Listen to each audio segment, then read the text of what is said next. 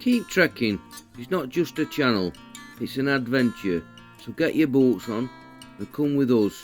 It's worth the journey, experiencing your local landscape, breathing the air this ancient land has to offer. So let's go.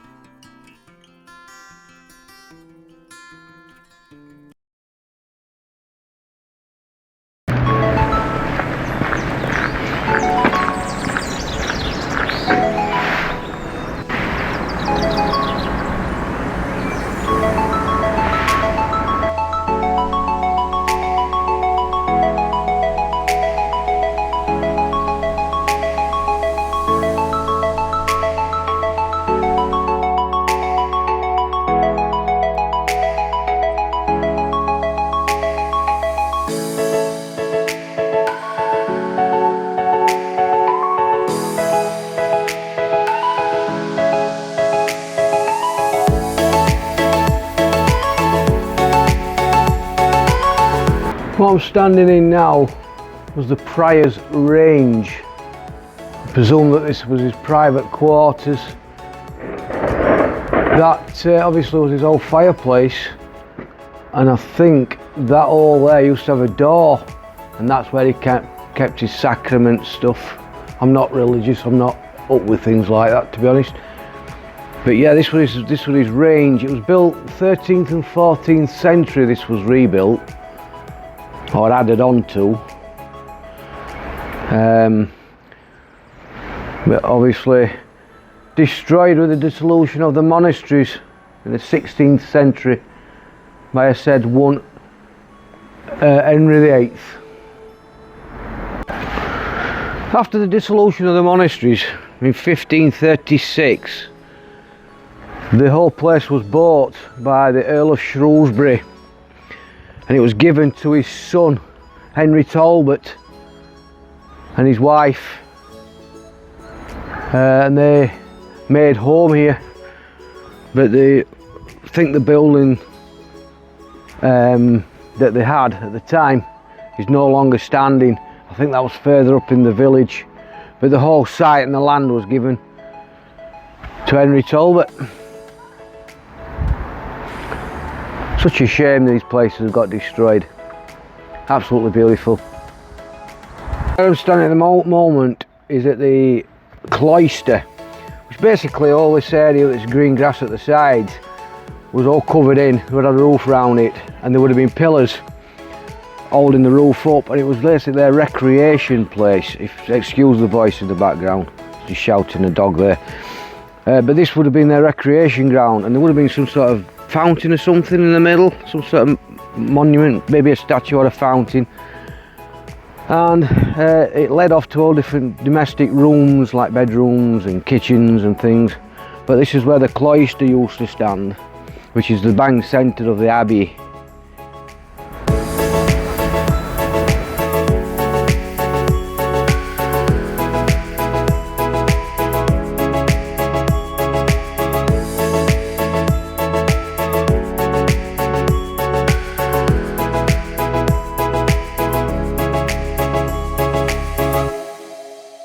Of the staircases that the monks would have taken to go up to their bedrooms, dormitories, as you can see, no longer exists. That's just what's left of it. So in front of me now was the presbytery.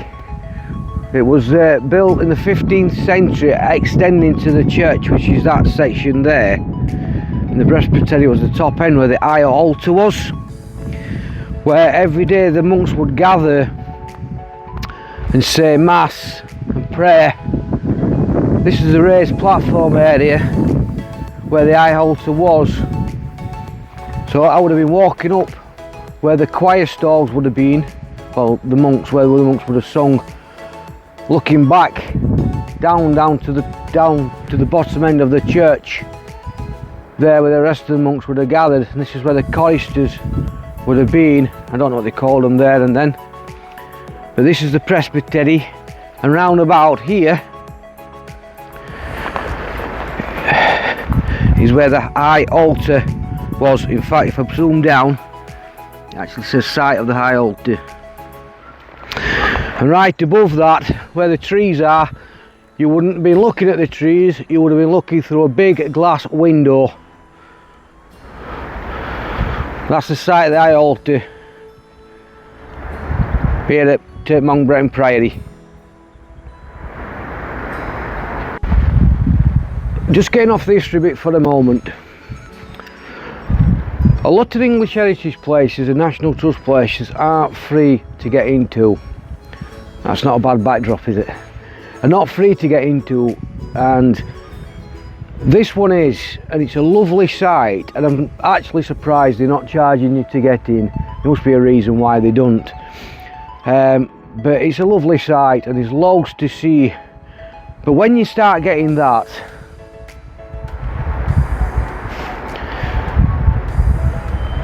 come on, take your rubbish on with you. When you start doing things like that, that is when English heritage and these places are going to start charging you, because they're going to start charging. Somebody's going to want to pick that up, and somebody's going to want a wage for that, to tidy these places up. Same here, another bottle there, look. And somebody's going to want to start charging to pick these things up. So they want a wage, so then English heritage are going to have to start charging you and me. This is free. I've seen places that's smaller than this that charge to get in, and all this is free. So come on guys. Anyway, let's carry on with this tour.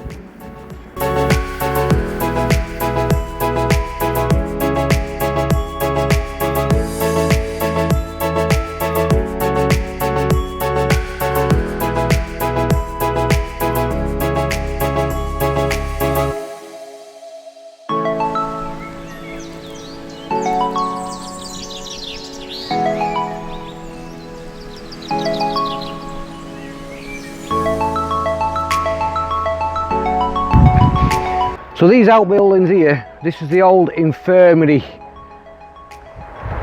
at Mount Bretton, and then it leads into the hall. But this part is the old infirmary. Obviously even monks get poorly. There remains. So it leads into the hall, which would have been this section here. It's only a small hall. Obviously it wasn't big. And then you've got the main drains that led from the kitchens and, well, the latrine as they call it, which the remains obviously still underground are here.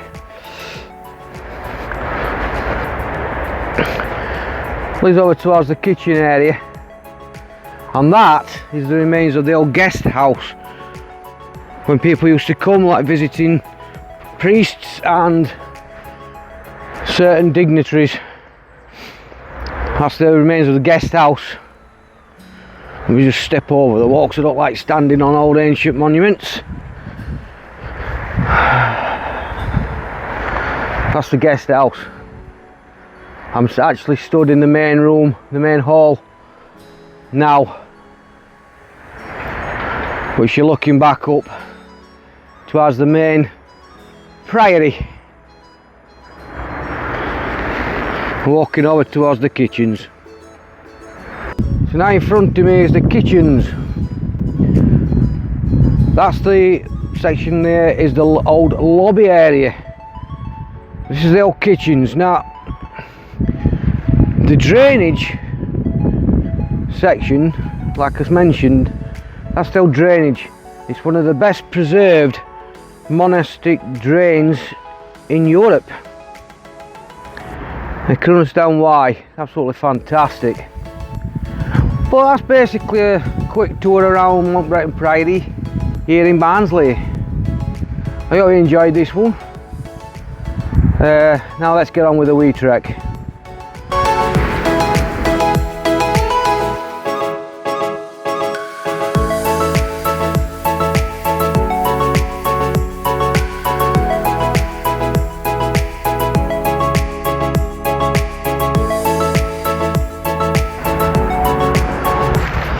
I do love these old places, monasteries, castles, manor houses. I think they've got something very special about them. Lots of our history come from these places. If it weren't for monasteries and stuff writing them down, wouldn't know a lot, would we? So I'm just going to go back through the gatehouse. Like I said, that's the old administration building. And that dates way back to the 12th century, does that, I believe. Beautiful.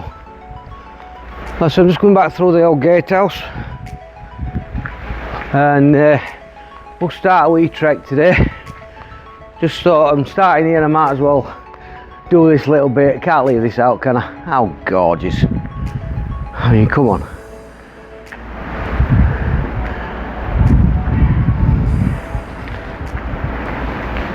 How beautiful is that?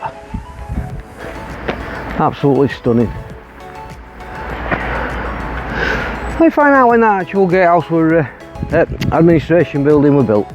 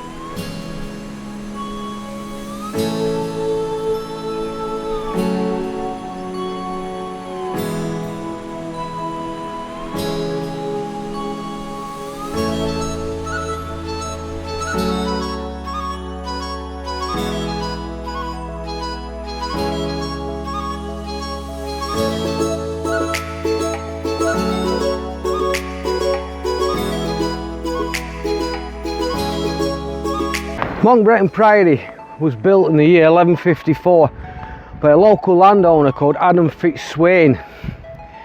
Now, it was originally a Cluniac priory, which was a daughter priory to the one in Pontefract Abbey.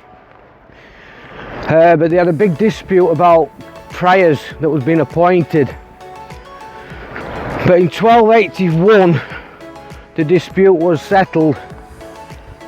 Quite a long time, when the priory at Bretton broke away from the order and became a Benedictine abbey or priory. So that's broke away from the order that was originally built under, until the dissolution of the monasteries under the one said Henry VIII.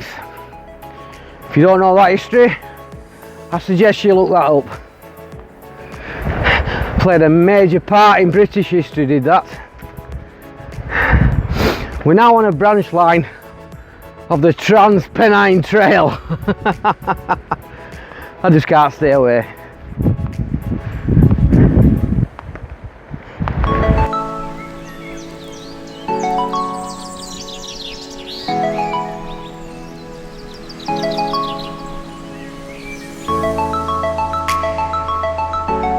All this area is Lungwood Estate. Bretton Priory is actually in a place called Cundy Cross, which is the bottom end of Bretton itself. But all this is Lungwood, and across there is Lungwood Water Treatment Works through the trees.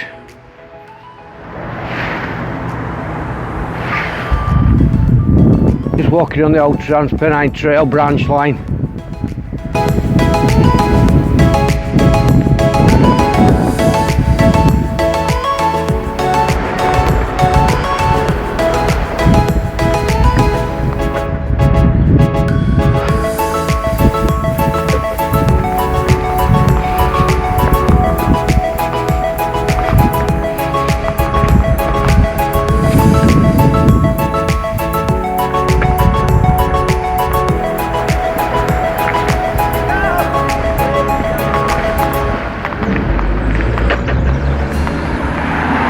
Just walking up Lund Lane, past the water treatment works. Looks like they're building some houses across there. Up here, I think it goes through into a gate yard and across some fields. That should be interesting when I get there. Alan Cherry and Sons, I've seen them for years. Some posh houses further up.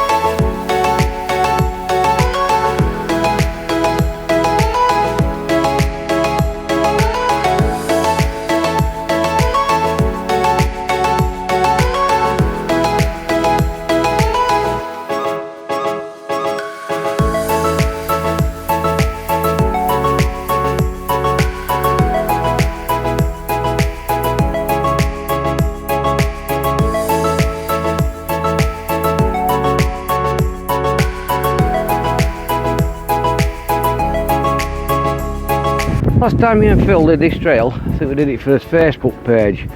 There's a seating area there,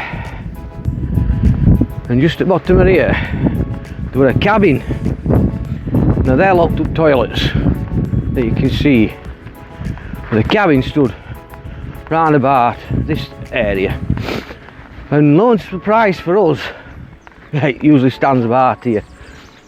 And what shocked us is we were gasping for a drink, and they sold beers and alcohol on tap in a porter cabin. Quite funny really, but we were absolutely gasping for a drink, and so we got a drink from there. Went sat just up there. Now what we're going on is another section of the TPT. You see that? We're heading back towards Lunwood, where we started. So it's not a bad wee trail this, to be fair. It's only about 4 miles, it's not far. It's a leg stretching in the afternoon. Aye, because it was quite funny. We were absolutely gasping. It was a red hot day. I think it was last year. I'm not sure if it was last year or year before. It must have been year before, because we did it. I'm sure we did it for Facebook. So also check us out on Facebook under the same name as this channel. That would be much appreciated. There's more content on there from us days doing as we treks. So just starting the Transpennine Trail on this section, which will bring me all the way back round towards where I started. There's a spooky tunnel where an accident happened, I believe. Some people died. I think the train derailed within the tunnel. I'm not quite sure on that one. If anybody knows, drop us a comment. It's just started to cloud over and a little bit of rain trying to get through. It always is when I do this one. Apart from that red hot day, obviously. When I came with Phil. Well, this is not a bad wee trail. Couple of farms, to say you're actually just on the outskirts of Barnsley town centre. It's over that direction. You're in country. One good thing about living in Yorkshire, I think. If you want to make countryside, just walk 10 minutes. You're usually there.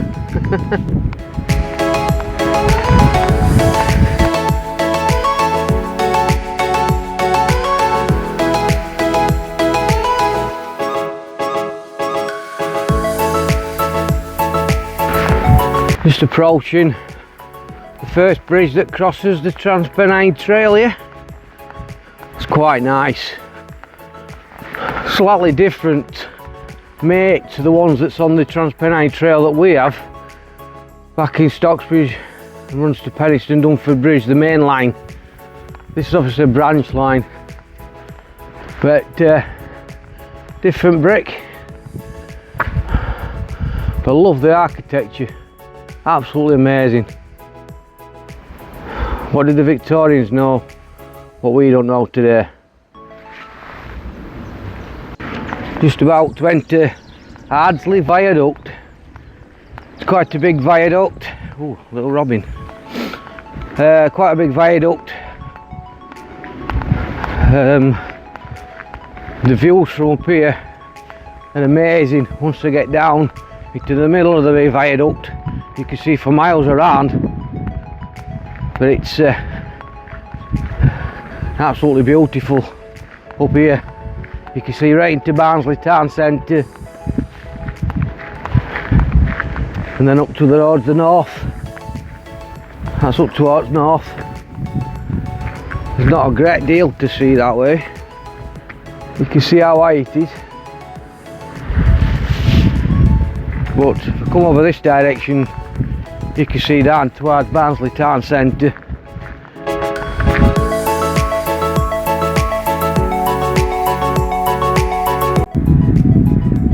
Looking over towards Oakwell, down my Barnsley Football Club. Got Derby on Saturday. Come on you Reds. Using my new selfie stick today, my new tripod. It's not extendable like my last one is, so I've got to hold it at arm's length, but it's a lot more sturdy and hopefully a lot better, not break as easy. Now that, I've just come up across that bridge there, that's the viaduct. There's a branch line that runs off that direction. That takes you up towards Rotherham and then up to Doncaster. That's another branch line, so this would have been the main line on this branch line, if that makes sense. And then that would have been another line that shot off up towards Rotherham and Donny. But I think that actually probably just goes up to Doncaster. This one would take you up to Rotherham. Could be wrong. You can see where it widens out here. Obviously it's got sidings, so I think there must have been some sort of sidings here. It's a lot wider than the other part of the trail further back, but it is lovely up here. Been a while since I've walked on this. I did start doing it once and it absolutely bounced it down, so I turned around and went back and I was drenched, I was sodden, I was dreek. But did it again with Phil, like I said, and we had a good time. It was okay, and we had a pint back at that place and a Mars bar and then we just gently strolled back on here. But it was nice. It's a nice place to come, and like I say, you've got Monk Bretton Priory and then you've got a wee walk as well. So, but the Priory is definitely worth a visit. I've got to say, it's definitely worth a visit to come and see. And it's free. Not bad for English heritage, that one. You see where they've blasted all the sides. And it goes even wider further down here, so I'm wondering if there was proper sidings or even a station at some point. So it proper widens, but it's on a brow of an hill. The track sort of comes up. As you can see, it comes up and over before you approach the viaduct. So interesting to see some old photos of what this could have possibly been, because it's definitely a lot wider. You can see that. And I don't remember the trains running on here, obviously. I'm not that old. I'm only the Grand 5-0, 51 this year. So, it's so peaceful. When I shut up gassing.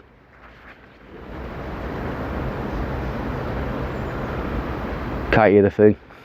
Not a thing. Beautiful.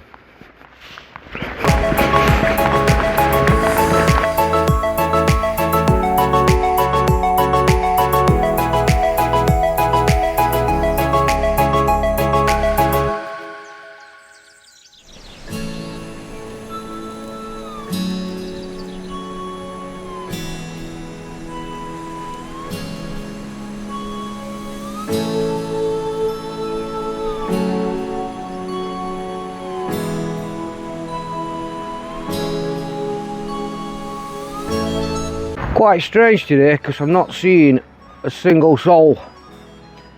At least not a living one anyway. That's a pun. That brings me to my next bit. The old railway tunnel that I was talking to you about. It is a bit creepy.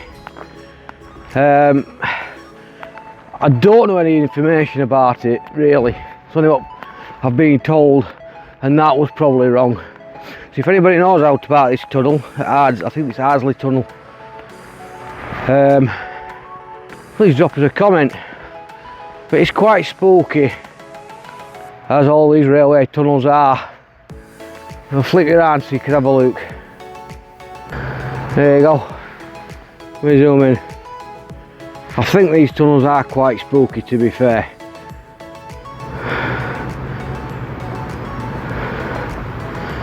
Obviously all fenced off. But apparently there was an accident within the tunnel and some people died, and apparently now it's haunted. Last time I was here I could feel the breeze coming through the tunnel. Can't feel a thing today. There's not a breath of soul, of air, out, wind. So it must have been a bit windier last time. But I can't feel anything coming through today. There's nothing there. Don't feel a thing. Let's leave the dead to the peace and let's walk away. Not that I'm getting spooked. Hello. They said don't fear the dead, fear the living. I fear both. Anyway, let's get back on the trail. Speak of not seeing anybody. There goes somebody. Wow. How weird is that?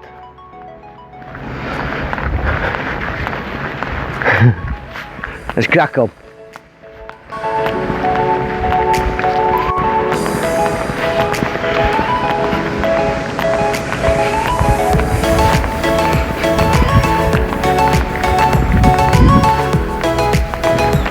You get a list of options.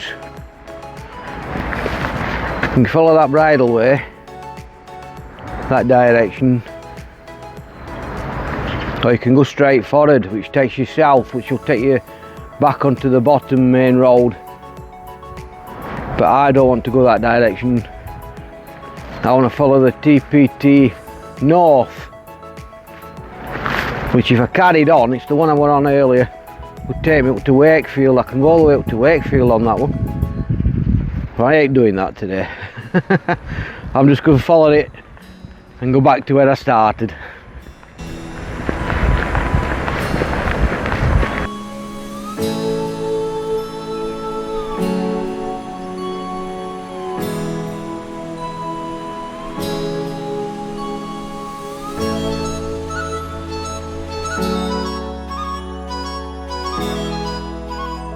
Looking down onto the River Dearne there, that runs all the way up to the Dearne Valley. I don't know if you can see just through the trees. That's the viaduct to Ardsley. Ardsley viaduct that came over not so long back. Like I say, looking down onto the River Dearne, and I'm not far off back now to where I started, just at the other side of this little bridge, and then I shall be turning back off the path that came up to get onto it in the first place. Starting to see a few more people. The weather's turned, starting to drizzle a wee bit, but at least the sun's still trying to get out, so I shouldn't be far off back.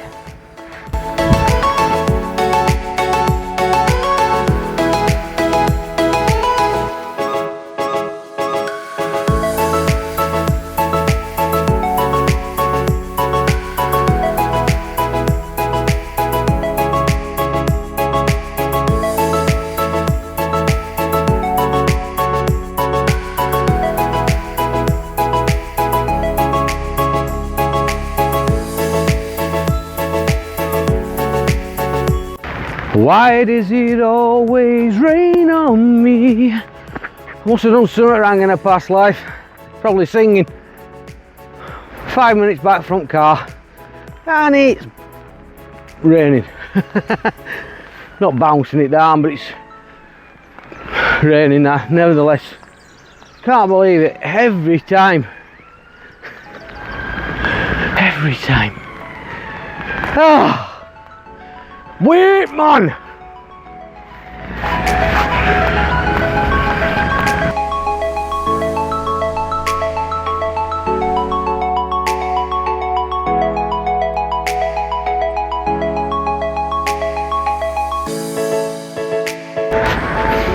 That's the Black Monk's pub, not far away from Monk Bretton Priory.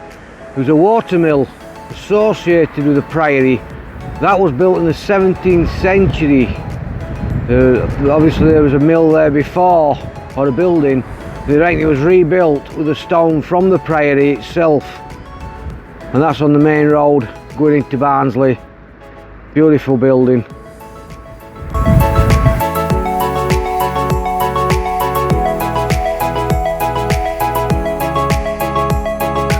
So that was a lovely trip round.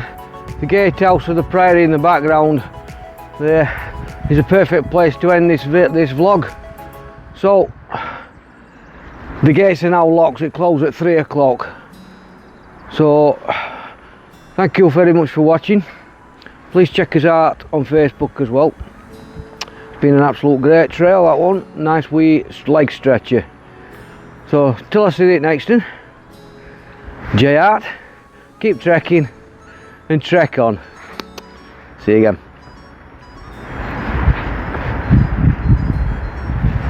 Not a bad wee place, eh?